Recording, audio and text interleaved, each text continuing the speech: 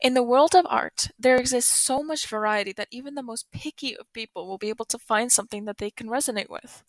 From realism that strives to be almost undistinguishable from reality, to expressionism, where its trait is to be present in the real world, distorted by emotions, to abstract, which could potentially result in thousands of different meanings depending on the viewer.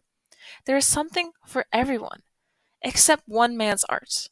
His art holds no meaning. There is no passion behind his hand other than his lust for money and ego, and he truly reflects the putrid corpse of the vapid capitalistic art world slash society today.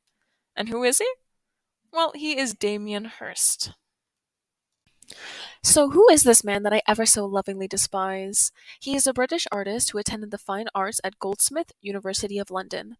Unfortunately, he is known as the United Kingdom's richest living artist with an estimated wealth around 384 million American USD in 2020. He can technically be classified as a contemporary artist, meaning that he produces art in the 20th century. Whoa. I say all of these things with a hint of dispassion just because I honestly believe that Hirst's art is worth less than the leftover pasta I've had sitting in my fridge for like almost a week. I'm going to show you why. Now, before I show off the first piece of artwork, I'll go into a little bit of detail about it. It was created around 1999 and displayed from around 1999 to 2005. It was located in the center of Leeds for Yorkshire. It stands approximately at 6 meters tall, made with silver, bronze, and gold. This artwork is known as Him. Now, let me show it to you. I want you to take a good look at it. Really absorb all of the creativity that is just crammed into here. Are you struggling to do so? It's okay, I don't blame you. In fact, there's little to none, arguably nothing at all here. All it is a blown up version of a kid's toy. Doesn't it actually remind you of a certain place? A place that we go to twice a week? Hmm? I'm just getting flashbacks. So moving on, this piece was sold for around 1 million pounds, or in real money, 1.3 USD, 1.6 Canadian, or 5.5 million zloty. While on the other hand, the toy that this piece was inspired from, copied, literally only costs around £15. And as I was doing some research on this piece, I found this one article that was debating on if it could be considered theft or innovation. It was definitely an interesting read. There were a few sentences that made me laugh. From Davis Amy on The Artist as Thief or the Innovator, Damien Hirst him. Quote, it also operates at a deeper level, referencing religion and art history.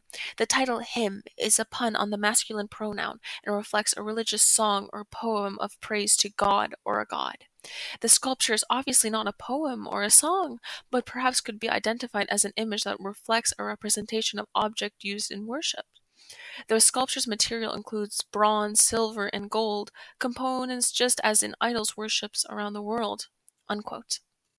And I mean this next part with the utmost of respect, but I want her to go and apply for her country's Olympic gymnastics team because the way that she is jumping through hoops to make this bland artwork have any meaning behind it is incredible. I believe that she could win silver at the very least. I'm sorry to say this, but this is just an anatomy set, a toy or a tool used to help learn about the human body. There's no trace of worship or religion at all, just the pectoralis major and minor muscles. Honestly, if this is the new criteria for art, just grabbing a random object and blowing them up 50 times their size, then I'm going to become the next Damien Hirst. I'm going to get inspired from the Statue of Liberty, and my plan is that I'm going to have my artwork at 200 meters tall instead of the 100. I'm going to color her purple, and I'm also going to give her a D cup. I will take no less than $3 million. On to the next piece, the physical impossibility of death in the mind of someone living. This was created in 1991 and sold in 2004 to a hedge fund manager, yuck, for an undisclosed amount, but many assume it to be more than 8 million American dollars. It consists of a preserved tiger shark that is submerged into formaldehyde within a glass panel case. That's it. That's the whole piece. Just once a divine and powerful alive creature that was caught and killed, just to be dropped into some chemical so its mortal body can't be consumed or put to any use. The most amazing part of this whole fiasco is that somehow this talented and competent artist managed to preserve it poorly, so that the shark began to rot within its glass prison. The liquid around it grew murky, so the gallery was forced to stretch its skin over a fiberglass mold, thus transforming it into taxidermy in formaldehyde in a glass box. What a touching, soul speaking piece of art, if I do say so myself. And do you know what Hirst said to this? That, quote, it didn't look as frightening. You could tell it wasn't real. It had no weight. I'm sorry, but it never had any weight to begin with. Maybe other than the fact that it physically weighed around 23 tons, there was no message in the first place. If he wants to challenge society to comprehend death, why not go into the meat industry? I won't pretend to be a saint. I've consumed more than my fair share of meat, and I'm well aware of how cruel and horrid the entire system is. But that is all due to the fact that I was forced to open my eyes to this from my vegetarian mother. Without her, I would be in blissful ignorance to the amount of death that I pay for. My point here is that if you wanted the public to open their eyes about death, why not have it to do with something that the masses are literally a part of and funding daily? I'm not sure how many of y'all have come into contact with sharks on your day to day, but I'm assuming it's less than 1%. Having the shark that he commissioned to be killed just to spread the message that, whoa, living things die, is a waste. It's an abysmal waste. And here's the thing. I absolutely adore art that isn't just the beauty or the strange. I eat up the horror, the desolate, the stuff that makes you feel almost sick after looking at it for a while. A fun little fact is one of my favorite artists of all time is Zdzisław Beksiński. If you haven't heard of him and you want to check out some pretty rad, gothic, surreal horror art, I will definitely recommend his Untitled series. But back onto the topic, this natural history series of Hirst's, where he just takes an animal and shows their unable to decay carcasses in glass boxes, is an art. It's simply a man with too much money and sick ideas.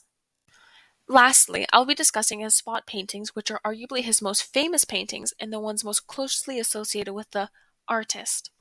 Each spot must be uniform in size, hand painted into a perfect circle, and positioned in a grid. He has produced over 1,000 different spot paintings since 1986. Here's the kicker though. He has only done 25 of them himself. Yep, the rest of them were done by a team of assistants. And some would love to argue that, oh, Andy Warhol also had a team of assistants. I'm not saying that's a bad thing. We all need help at some points. That's just life. The reason why I'm looking down on Hirst is because he's so annoying about it. He once told the Times UK in 2003 that, quote, I can't wait to get into a position to make really bad art and get away with it, unquote. The bastard, excuse my French, knows exactly what he's doing. His word can seem more like monetary interest than a real approach to create something interesting. Because he has a group of people to make copies of his old work just to sell them. As well as, the concept of his spot art isn't even original. Many argue that he copied Thomas Dowing. Thomas painted grids of spots with repeated colors in the 1960s, while Hirst painted grids of spots with random colors. How original of him. And in semi-recent news, he actually laid off 63 members of his team due to COVID back in October 2020. It's tragic, right? We're honestly just going to ignore the fact that he collected £15 million in government COVID-19 aid that, could have been used to save some of these people's jobs. In the end, I just simply do not like this man, nor do I see him as an artist.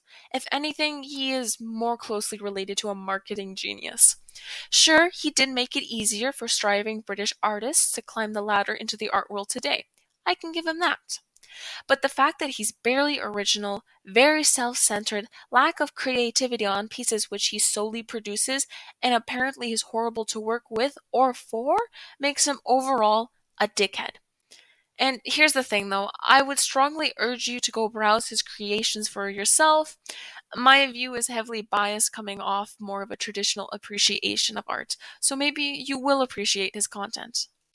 And also, like, in a little side note, I found out that he has a 27-year-old girlfriend while he is 56. So maybe that's why I'm disgusted by him. Like, good for you, girly, get the bag, but I want to kick him in the throat. Anyways, Damien Hirst, remember. You are a scammer. Flaming young, I should be